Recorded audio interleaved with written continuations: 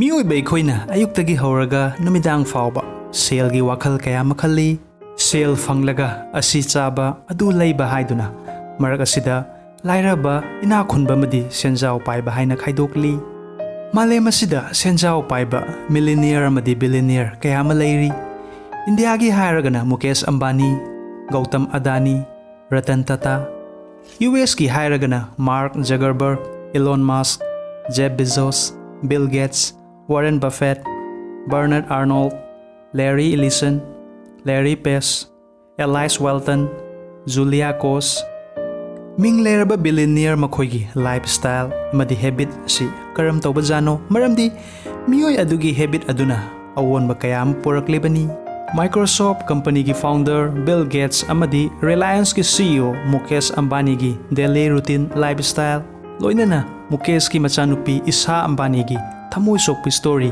ꯉꯁꯤꯒꯤ ꯚꯤꯗꯤꯑꯣꯁꯤꯗ ꯐꯪꯕꯤꯒꯅꯤ꯫ ꯃꯤꯡ ꯂꯩꯔꯕ ꯑꯦꯟꯇꯔꯄ꯭ꯔꯦꯅꯔ ꯀꯌꯥ ꯑꯃꯅ ꯍꯥꯏꯕ ꯋꯥꯍꯩ ꯑꯃ ꯂꯩ, ꯁꯦꯜ ꯄꯥꯏꯒꯦ ꯍꯥꯏꯔꯒꯗꯤ ꯁꯛꯁꯦꯁ ꯑꯣꯏꯕ ꯑꯃꯗꯤ ꯏꯅꯥꯛ ꯈꯨꯟꯕ ꯃꯤꯒ ꯄꯨꯜꯂꯨ, ꯏꯁꯥꯅ ꯃꯥꯡꯖꯒꯦ ꯍꯥꯏꯔꯒꯗꯤ ꯅꯤꯁꯥ ꯆꯥꯕ ꯃꯤꯒ ꯄꯨꯜꯂꯨ ꯍꯥꯏꯕ ꯋꯥꯍꯩ ꯑꯃ ꯂꯩ꯫ ꯂꯥꯏꯔꯤꯛ ꯀꯌా ꯑꯃ ꯄꯥꯖꯔꯕ ꯃꯇꯨꯡ ꯁ꯭ꯇꯣꯔꯤ ꯑꯁꯤ ꯁꯦꯝꯖꯕꯅꯤ꯫ ꯑꯩꯈꯣꯏꯁꯨ ꯃꯈꯣꯏꯒꯤ ꯃꯇꯧ ꯑꯁꯤ ꯇꯝꯖꯔꯒ ꯑꯑꯣꯟꯕ ꯑꯃ ꯄꯨꯔꯛꯃꯤꯟꯅꯁꯤ꯫ ꯃꯌꯥꯝꯕꯨ RT ꯆꯦꯅꯦꯜꯒꯤ ꯃꯥꯏꯀꯩꯗꯒꯤ ꯏꯀꯣꯛꯅꯅ ꯈꯣꯏꯔꯝꯖꯔꯤ꯫ ꯕꯤꯜ ꯒꯦꯠꯁꯀꯤ ꯗꯦꯂꯤ ꯔꯨꯇꯤꯟ ꯑꯁꯤ ꯑꯃꯨꯛ ꯃꯌꯥꯝ ꯇꯥꯃꯤꯟꯅꯁꯤ꯫ ꯑꯇꯣꯞꯄ ꯃꯐꯝꯗ ꯆꯠꯇꯕ ꯃꯇꯝꯗ ꯕꯤꯜ ꯑꯌꯨꯛ ꯄꯨꯡ 7ꯗ ꯍꯧꯒꯠꯂꯤ꯫ ꯕꯤꯜꯒꯤ ꯃꯇꯨꯡ ꯏꯟꯅ ꯃꯄꯨꯡ ꯐꯥꯅ ꯇꯨꯝꯗ꯭ꯔꯒꯗꯤ ꯑꯣꯐꯤꯁꯇ ꯆꯠꯄ ꯃꯇꯝꯗ ꯊꯕꯛ ꯑꯗꯨ ꯐꯖꯅ ꯇꯧꯒꯦ ꯈꯜꯂꯕꯁꯨ ꯇꯧꯕ ꯉꯝꯂꯣꯏ꯫ ꯑꯅꯧ ꯑꯅꯧꯕ ꯋꯥꯈꯜꯂꯣꯟ ꯄꯨꯊꯣꯛꯀꯦ ꯍꯥꯏꯔꯒꯗꯤ ꯄꯨꯡ 8 ꯅꯠꯇ꯭ꯔꯒ 9 ꯇꯨꯝꯕ ꯑꯁꯤ ꯃꯔꯨ ꯑꯣꯏ꯫ ꯃꯥꯏꯀ꯭ꯔꯣꯁꯣꯐꯠ ꯅꯧꯅ ꯍꯧꯔꯛꯄ ꯃꯇꯝꯗꯗꯤ ꯃꯄꯨꯡ ꯐꯥꯅ ꯐꯖꯅ ꯇꯨꯝꯈꯤꯗꯦ꯫ ꯑꯣꯐꯤꯁꯇ ꯐꯥꯎꯕ ꯇꯨꯝꯕ ꯌꯥꯎꯈꯤ꯫ ꯁꯨꯁ ꯂꯧꯊꯣꯛꯇꯅ 20sꯗꯒꯤ 30s ꯐꯥꯎꯕꯒꯤ ꯃꯅꯨꯡꯗ ꯑꯣꯐꯤꯁ ꯍꯣꯂꯤꯗꯦ ꯑꯃꯠꯇ ꯂꯧꯈꯤꯗꯦ꯫ ꯏꯃꯔꯖꯦꯟꯁꯤꯗ ꯑꯅꯥ ꯑꯌꯦꯛ ꯌꯥꯎꯕ ꯅꯠꯇꯅ ꯁꯟꯗꯦ ꯐꯥꯎꯕ ꯑꯇꯣꯞꯄ ꯑꯦꯝꯄ꯭ꯂꯣꯌꯤ ꯂꯥꯛꯇ꯭ꯔꯕꯁꯨ ꯃꯁꯥꯃꯛꯀꯤ ꯑꯣꯐꯤꯁꯇ ꯂꯩꯔꯒ ꯊꯕꯛ ꯇꯧꯔꯝꯃꯤ꯫ ꯑꯣꯐꯤꯁꯇ ꯑꯍꯥꯟꯕ ꯌꯧꯔꯛꯄꯁꯨ ꯈ꯭ꯋꯥꯏꯗꯒꯤ ꯊꯦꯡꯅ ꯍꯟꯕꯁꯨ ꯕꯤꯜꯅꯤ꯫ ꯐꯃꯨꯡꯗꯒꯤ ꯍꯧꯒꯠꯂꯕ ꯃꯇꯨꯡ ꯑꯦꯛꯁꯔꯁꯥꯏꯖ ꯇꯧꯏ, ꯁ꯭ꯇꯣꯔꯤ ꯑꯣꯗꯤꯑꯣ ꯇꯥꯏ, ꯑꯁꯤꯅ ꯍꯛꯆꯥꯡꯁꯨ ꯀꯥꯟꯅꯕ, ꯕ꯭ꯔꯦꯟꯗꯁꯨ ꯀꯥꯟꯅꯕ꯫ ꯑꯗꯨꯗꯒꯤ ꯏꯔꯨꯖ ꯃꯥꯏꯊꯔꯕ ꯃꯇꯨꯡ ꯅ꯭ꯌꯨꯁꯄꯦꯄꯔ ꯂꯥꯏꯛ ꯗ ꯋꯥꯜ ꯁ꯭ꯇ꯭ꯔꯤꯠ ꯖꯔꯅꯦꯜ, ꯗ ꯅ꯭ꯌꯨ ꯌꯣꯔꯛ ꯇꯥꯏꯝꯁ, ꯗ ꯋꯥꯁꯤꯡꯇꯟ ꯄꯣꯁꯠ ꯅ꯭ꯌꯨꯁꯄꯦꯄꯔ ꯃꯌꯥꯝ ꯑꯁꯤ ꯄꯥꯏ, ꯋꯥꯔꯜꯗ ꯀꯔꯤ ꯅ꯭ꯌꯨꯁ ꯂꯩ ꯍꯥꯏꯗꯨꯅ꯫ ꯑꯗꯨꯗꯒꯤ ꯑꯣꯐꯤꯁꯇ ꯆꯠꯂꯤ꯫ ꯋꯥꯈꯜꯗ ꯈꯟꯕꯤꯔꯝꯒꯅꯤ ꯕ꯭ꯔꯦꯛꯐꯥꯁꯇꯤ ꯆꯥꯗ꯭ꯔꯦ ꯍꯥꯏꯗꯨꯅ꯫ ꯕꯤꯜ ꯒꯦꯠꯁ ꯕ꯭ꯔꯦꯛꯐꯥꯁ ꯑꯌꯥꯝꯕ ꯆꯥꯗꯦ, ꯃꯔꯛ ꯃꯔꯛꯇ ꯀꯣꯀꯥ ꯄꯞꯁ ꯆꯥꯏ꯫ ꯑꯌꯨꯛ ꯉꯟꯇꯥ ꯃꯥꯏꯟꯗ ꯐ꯭ꯔꯦꯁ ꯑꯣꯏꯔꯤꯉꯩꯗ ꯑꯣꯐꯤꯁꯀꯤ ꯏꯃꯦꯜ ꯆꯦꯛ ꯇꯧꯕ, ꯃꯤꯇꯤꯡ, ꯇꯤꯝꯒ ꯄꯨꯜꯂꯒ ꯑꯅꯧꯕ ꯑꯥꯏꯗꯤꯌꯥ ꯄꯨꯊꯣꯛꯄ, ꯇꯥꯏꯝ ꯇꯦꯕꯜꯒꯤ ꯃꯇꯨꯡ ꯏꯟꯅ ꯊꯕꯛ ꯑꯗꯨ ꯂꯣꯏꯁꯤꯜꯂꯤ꯫ 1990sꯀꯤ ꯃꯇꯝꯗ ꯕꯤꯜ ꯋꯥꯔꯜꯗ ꯅꯝꯕꯔ 1 ꯕꯤꯂꯤꯅꯤꯌꯔ ꯑꯣꯏꯔꯝꯃꯤ꯫ ꯍꯧꯖꯤꯛ 2021 ꯑꯁꯤꯗꯅ ꯅꯝꯕꯔ 4 ꯕꯤꯂꯤꯅꯤꯌꯔ ꯑꯣꯏꯔꯤ꯫ ꯀꯔꯤꯒꯤꯅꯣ ꯃꯗꯨꯗꯤ? ꯏꯟ ꯗ ꯌꯔ 1994ꯗꯒꯤ ꯍꯧꯔꯒ ꯍꯧꯖꯤꯛ ꯐꯥꯎꯕ ꯀꯔꯤꯒꯨꯝꯕ $50 ꯕꯤꯂꯤꯌꯟ ꯑꯁꯤ ALS association, Bill and Melinda Gates foundation, children vaccine program, children with aids, comic relief, art institute, ꯑꯦꯁꯇꯥꯃꯣꯁ ꯑꯣꯔꯒꯅꯥꯏꯖꯦꯁꯟ ꯃꯌꯥꯝ ꯑꯁꯤꯗ ꯗꯣꯅꯦꯁꯟ ꯇꯧꯗ꯭ꯔꯒꯗꯤ ꯃꯁꯤꯁꯨ ꯅꯝꯕꯔ 1 ꯑꯣꯏꯕ ꯌꯥꯕꯒꯤ ꯊꯥꯛꯇ ꯂꯩꯒꯗꯕꯅꯤ꯫ ꯁꯦꯜ ꯇꯥꯟꯕ ꯈꯛꯇꯒꯤ ꯑꯣꯏꯔꯒꯗꯤ ꯀꯔꯤ ꯇꯧꯕꯒꯤ ꯗꯣꯅꯦꯁꯟ ꯇꯧꯗꯣꯏꯅꯣ ꯐ꯭ꯔꯤꯗ?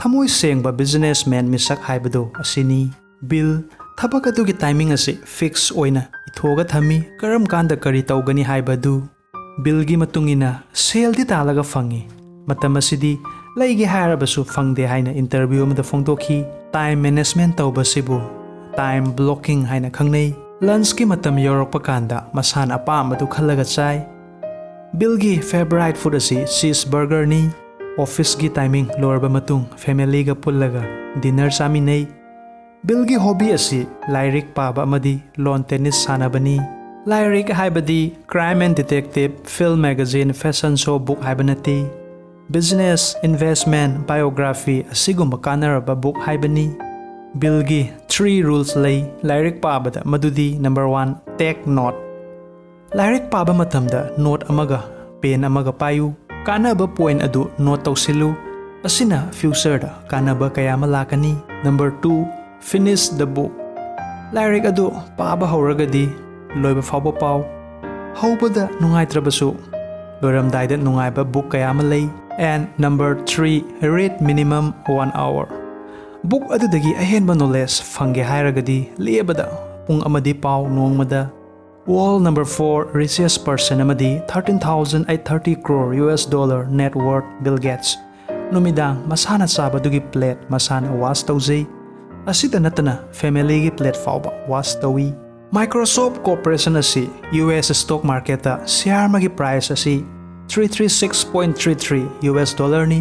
In Indian rupees 25,030 rupees and 64 paisa ni. Houzik amuk India amadi Asia gi number 1 billionaire with 9,830 crore US dollar net worth, that is Mukesh Ambani. India ki share market Mukesh Ambani ki company khara listed oiri masida number 1 Reliance Industries. Share magi price asi houzik rupees 2,593.10 paisa. Number 2 Network 18 Media and Investment Limited. Our share price rupees 85.70 paisa. Number 3 Headway Cable and Datacom Limited. Per share rupees 20.70 paisa. Number 4 DEN Network Limited. Per share rupees 41.95 paisa. Number 5 Reliance Industrial Infrastructure. Per share rupees 667.35 paisa. And number 6 Headway Bhavani Cabletel and Datacom Limited. Per share price as rupees 21.55 paisa. Houzik video yung biriva viewers mayam na company mayam asida invest tauba matamda tungda kanaba phangbiba yai. Aikhoi ki share bank da leibagum sebi da leiriba share asisu 100% safe ni. Year 1996 da Reliance Industries share magi price asi rupees 20 oirami. Houzik 2021 asida na rupees 2,593.10 paisa. Kayam khetnai haibadu yingbiyu. Asidani share market mayam na saruk chamdagi horaga chamnga fauba hena profit tali hainaribasi. Trade 2021 faubada sahi humbu mari sure. Daily routine hairagadi ayuk anganba matam pung manga dagi manga makai manungda haugatlaba matung. Gym da pung taruk dagi taruk makai manung exercise tawi. Adudagi swimming lorba matung newspaper pai.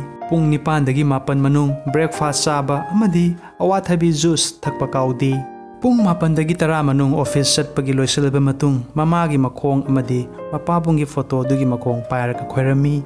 Mukesh ki nupi amadi angang singa unarba matung Mercedes na office satli. Mukesh ayamba masagi car masana thawi. Office dagi halaba matung family ga punna dinner saminay. Numit adugi office ki thabak experience adu nitada share tawi. Mukesh tumdringay da hayeng ki thabak adugi plan tarba matung tumi. South Indian food yamna pamna sai. Weekend Sunday matamda family ga punna chatlaga restaurant da South Indian food sai. Amadi wildlife yengbasi Mukesh ki favorite ni. Corona ki lurba matam aduda Mukesh Ambani na Prime Minister Emergency Fund da rupees 500 crore donate tawki. Asini asengba businessman haibasi. Adubu iramda masidadi businessman kayamana chamjarba praja kaya ki sel hatli puraga cheli. Haugalakliba mahiroi na khoina Bill Gates amadi Mukesh Ambani ki matawasi tamjau. Houzik wari makhali jagadori basisu asengba wari ni. Mukesh Ambani ki machanupi Isha Ambani 2018 aduda Stanford University USA da lairik tamba matamda Ishaga mamanabi amaga khatnabada Ishana mamanabi aduda haikirami nangai masak khangbra University asi layura mafam asida private jet lagalura. Aise India amadi Asia gi number 1 billionaire Mukesh Ambani ki machanupi Isha Ambani ni. Asumna Ishana mapabong Mukesh ta call tawkhirami. Babae ngona mi ustaba yam laire. Haujuma private jet ama tharawai lobagi. Mukesh na pau compirami. Emergency ana ayag yaubra. Yaudragadi aina thagi thakiba sale adu saving leiba natra. Saving adu na flight ticket kaklaga lau. Isha US dagi India da yorba matung. Mapabong Mukesh ta yamna saurami. Babana ibu migi mamang da chofali. Mukesh na pau compirami. Yengu Isha. Nang di aigi chanupi ama kaktani. Nang na haibada babana ning thunganda ba yaukhrabra. Houzik su private jet ahanba malayba ngami adubu paisagi bhelu khangu matam chana haina sijinagadabani. Migi mamangda show off tawbase yamna phattaba habit ni. Mibu kaidaunungda hanthana khaloidabani. Asi aikhoina ming leiribasi Isorgi kripa amadi mayamna nungsibibadagi asigi thak asi laklibani. Kaidaunungda ego napal asi tawraidabani. Matam pumnamakta ngak nontharaga nonjagadabani. down to earth ꯍꯥꯏꯕꯁꯤ ꯀꯥꯎꯒꯅꯨ ꯏꯁꯥ ꯑꯝꯕꯥꯅꯤ ꯍꯧꯖꯤꯛ ꯔꯤꯂꯥꯌꯟꯁ ꯏꯟꯗꯁꯇ꯭ꯔꯤꯁꯀꯤ ꯐꯝ ꯑꯃꯁꯨ ꯄꯥꯏꯔꯤ ꯑꯃꯗꯤ billionaire business woman ꯑꯃꯁꯨ ꯑꯣꯏꯔꯤ ꯉꯁꯤ ꯏꯔꯝꯗꯝ ꯑꯁꯤ ꯁꯣꯊꯔꯤꯕ ꯀꯔꯤꯒꯤꯅꯣ ꯃꯃꯥ ꯑꯃꯗꯤ ꯃꯄꯥꯁꯤꯡꯒꯤ ꯋꯥꯈꯜꯗ ꯏꯆꯥ ꯂꯥꯏꯔꯤꯛ ꯇꯝꯂꯤ ꯇꯝꯕ ꯂꯣꯏꯔꯒ ꯑꯆꯧꯕ ꯁꯔꯀꯥꯔꯒꯤ ꯊꯕꯛ ꯑꯃ ꯇꯧꯒꯗꯣꯏꯅꯤ ꯍꯥꯏꯅ ꯋꯥꯈꯜ ꯂꯣꯏꯅ ꯂꯩꯅꯩ ꯊꯕꯛ ꯑꯗꯨꯒꯤ ꯔꯤꯖꯜ ꯍꯥꯏꯗꯣꯛꯇꯦ ꯍꯥꯏꯗꯨꯅ ꯒꯦꯝ ꯁꯣꯁꯤꯌꯦꯜ ꯃꯤꯗꯤꯌꯥ ꯑꯃꯗꯤ ꯅꯤꯁꯥꯗ ꯂꯨꯞꯄꯅ ꯉꯁꯤꯗꯤ ꯃꯍꯩꯔꯣꯏ ꯀꯌꯥ ꯑꯃ ꯅꯣꯡꯃ ꯅꯣꯡꯃꯒꯤ ꯃꯥꯡꯁꯤꯜꯂꯛꯂꯤ ꯉꯁꯤꯒꯤ ꯕꯤꯜ ꯒꯦꯠꯁ ꯑꯃꯗꯤ ꯃꯨꯀꯦꯁ ꯑꯝꯕꯥꯅꯤꯒꯤ ꯁ꯭ꯇꯣꯔꯤ ꯑꯁꯤꯗꯒꯤ ꯈꯪꯕ ꯉꯝꯃꯤ ꯃꯗꯨꯗꯤ ꯃꯇꯝ ꯆꯥꯅ ꯇꯨꯝꯕ ꯑꯦꯛꯁꯔꯁꯥꯏꯁ ꯇꯧꯕ ꯅ꯭ꯌꯨꯁ ꯄꯦꯄꯔ ꯑꯃꯗꯤ ꯕꯨꯛꯁ ꯄꯥꯕ ꯇꯥꯏꯝ ꯃꯦꯅꯦꯖꯃꯦꯟꯠ ꯇꯧꯕ ꯐꯦꯃꯤꯂꯤꯕꯨ ꯇꯦꯛ ꯀꯦꯌꯔ ꯇꯧꯕꯤꯕ ꯁꯦꯜ ꯌꯥꯝꯅ ꯄꯥꯏꯔꯦ ꯍꯥꯏꯗꯨꯅ ꯅꯥꯄꯜ ꯇꯧꯗꯕ ꯂꯥꯏꯔꯕꯕꯨ ꯃꯇꯦꯡ ꯇꯧꯕꯤꯕ simple living and high thinking ꯑꯃꯗꯤ ꯗꯥꯎꯟ ꯇꯨ ꯑꯥꯔꯠ ꯉꯁꯤꯒꯤ ꯚꯤꯗꯤꯑꯣ ꯑꯁꯤꯕꯨ ꯁ꯭ꯄꯣꯟꯁꯔ ꯇꯧꯕꯤꯔꯤꯕ ꯑꯥꯏꯗꯜ ꯇ꯭ꯔꯦꯗꯔ ꯄ꯭ꯔꯥꯏꯚꯦꯠ ꯂꯤꯃꯤꯇꯦꯗꯄꯨ ꯍꯥꯏꯅꯤꯡꯉꯥꯏ ꯂꯩꯇꯅ ꯊꯥꯒꯠꯆꯔꯤ ꯑꯀꯨꯞꯄ ꯃꯔꯣꯜ ꯂꯤꯡꯛ ꯗꯤꯁꯀ꯭ꯔꯤꯞꯁꯟꯗ ꯐꯪꯕꯤꯒꯅꯤ